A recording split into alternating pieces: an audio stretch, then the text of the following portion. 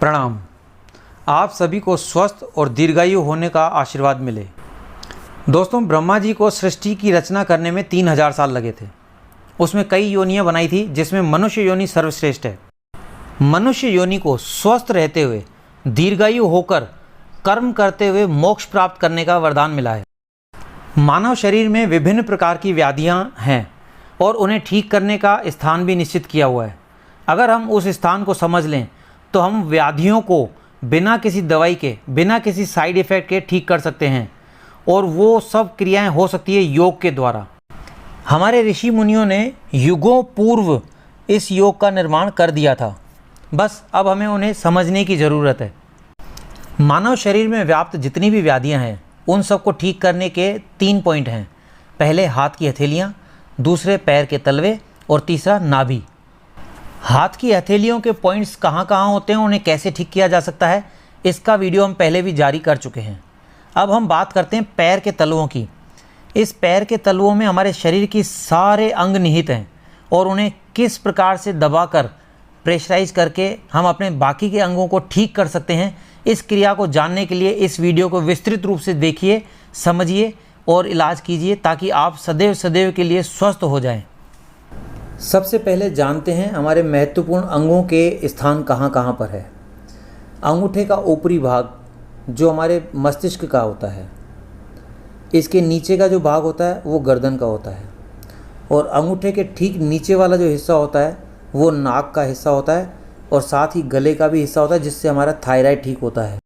चारों अंगुलियों के जो पोर होते हैं उन्हें दबाने पर हमारा साइनस ठीक होता है। पहली 2 अंगुलियों के नीचे का हिस्सा आँखों का होता है, अगली आखिरी 2 अंगुलियों के नीचे का हिस्सा कान का होता है। कान के हिस्से के नीचे की तरफ चलेंगे तो हमारे शोल्डर्स की जगह आती है, और साथ में गर्दन भी हो जाती है। इसके पास में हमारे लंग्स हैं, फेफड़ा, और उसके पास में पैर के अंगूठे के नीचे की तरफ हमारा पेट आता है, स्टोमक। स्टोमक को आहार नली भी बोला जाता है। इसके ठीक नीचे है अमाशय, जिसमें हमारा भोजन जाता है। इसी के पास में लीवर है, जिसे जिगर भी कहते हैं। ये हमारे भोजन को हजम करने में सहायता करता है। अमाशय के नीचे आती है किडनी, वृक्क। उसके नीचे चलती है छोटी आंत, बड़ी आंत, और उसके नीचे आता है मूत्राशय। सबसे नीचे एड़ी के हिस्से में साइटिका की और यौनांगों की नसें होती है। ये विवरण था हमारे दाएं पैर का। बाएं पैर में भी लगभग सब चीज़ें अपनी अपनी जगह पर है, बस इसमें कुछ आमूल-चूल परिवर्तन है, जिसमें लीवर की जगह पर हृदय आ जाता है, अमाशय की जगह अग्नाशय आ जाता है, और साथ में नीचे एक तिल्ली प्लीहा होता है। दोनों पैरों को खड़ा रखने पर जो बीच का हिस्सा होता है, अंगूठे से एड़ी तक के नीचे का हिस्सा, ये होता है रीढ़ की हड्डी का। आइए पहले हम जान लेते हैं कि हमारे रोगों की परिभाषा क्या है। हमारे शरीर में कितने प्रकार के रोग होते हैं जो हमारे इन पैरों की वजह से ठीक हो सकते हैं। एड़ियों का दर्द, एड़ियों में सूजन, एड़ियों में जलन, गैस, बेचैनी, थकान, घुटनों का दर्द, तलवों का दर्द, पिंडली का दर्द, जांघ का दर्द व पीठ का दर्द। इन सब रोगों को ठीक करने के लिए आप हाथ से भी प्रेशर कर सकते हैं, परंतु जो असर लकड़ी के बेलन से होगा उसका कोई मुकाबला नहीं है। अतः आपको ये सब क्रियाएं बेलन के जरिए से ही करनी है। किस प्रकार से करनी है, आइए हम विस्तार से बताते हैं। लकड़ी के बेलन कई प्रकार के आते हैं। आप अपनी सुविधा अनुसार, अपने शारीरिक क्षमता अनुसार पसंदीदा बेलन खरीद सकते हैं। अग्रवाल फार्म मानसरोवर के थड़ी मार्केट पर कामाख्या एंटरप्राइजेज के नाम के दुकान पर आपको हर प्रकार का बेलन उचित मूल्य पर मिल जाएगा। शुरुआत करेंगे अंगूठे से। अंगूठे से हमारा सिर दर्द और माइग्रेन ठीक होता है। अगर इसे अच्छे से दबाव बनाया जाए तो हमारे सिर की मसाज भी हो जाती है। साथ ही वर्टिगो यानी चक्कर आने पर अंगूठे को चारों ओर से प्रेशर दबाव बनाकर मालिश करने पर यह समस्या जल्द दूर हो जाती है। चारों अंगुलियों के पोरों को दबाने पर हमारा साइनस ठीक होता है।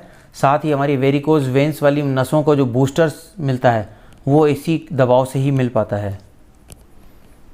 ये हिस्सा है हमारी आँख का, ये हिस्सा हमारे नाक का और थायराइड ग्रंथियों का है, ये हिस्सा हमारी गर्दन का है,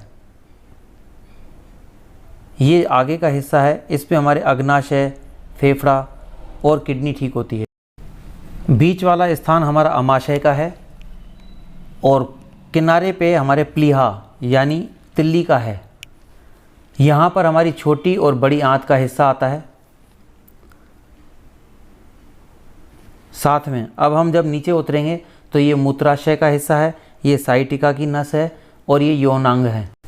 रीढ़ की हड्डी की कोई भी समस्या खत्म करनी हो तो इस प्रकार से पैर के इस तरफ बेलन से मालिश करते रहें, इससे जल्द फ़ायदा मिलता है।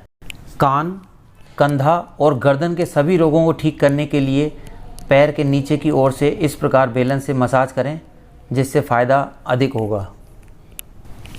यदि किसी को साइटिका, कब्ज, लीवर, किडनी और अपच की समस्या है तो इस प्रकार तलवे पर बेलन से मालिश करने पर ये सारी समस्याएं स्वतः ही ठीक होने लगती है। दोनों तलवों पर नियमित रूप से फेरने पर कब्ज और गैस खत्म होती है, पैरों और एड़ियों का दर्द भी दूर होता है। साथ ही वेरिकोज वेंस की नसों में बूस्टर प्रेशर बनता है। जिन लोगों को अपच की समस्या रहती हो, वज़न ज़्यादा हो, स्लिप डिस्क या हिप्स जॉइंट में दर्द रहता हो, इस कार्य को करने पर अत्यंत लाभ मिलता है। एक बात खास ध्यान रखना दोस्तों, अगर आपके पैर में कोई चोट लगी हुई हो या मोच हो तो ये कार्य कुछ दिनों के लिए ना करें। दोनों पैरों को बेलन पर रखकर चलाने से पूरी बॉडी का मसाज का आराम मिलता है। साथ ही रीढ़ की हड्डी के जितने भी रोग होते हैं वो सब ठीक होने लगते हैं। जिन लोगों के पैरों में बाएंटे पड़ते हों या फिर जो लोग वज्रासन पर नहीं बैठ पाते हों, उनके लिए ये रामबाण औषधि है। नीचे से ऊपर की ओर अगर आप मालिश करते हैं बेलन से तो इससे आपकी मांसपेशियां मजबूत होगी और बाएंटे पड़ना बंद हो जाएंगे। साथ ही आप वज्रासन पे बैठने का भी प्रयोग कर सकते हैं। इसका एक फ़ायदा और भी है, वो है जांघों का मोटापन और दर्द। इस क्रिया से जांघों का मोटापन खत्म होता है और साथ ही दर्द में भी आराम मिलने लगता है। पैरों के तलवे का आगे का हिस्सा जो अंगूठे से लेकर एड़ी तक का होता है, इसे आप बेलन से भी ठीक कर सकते हैं और साथ ही इस अभ्यास से भी आप अपने रीढ़ की हड्डी के दर्द को ठीक कर सकते हैं।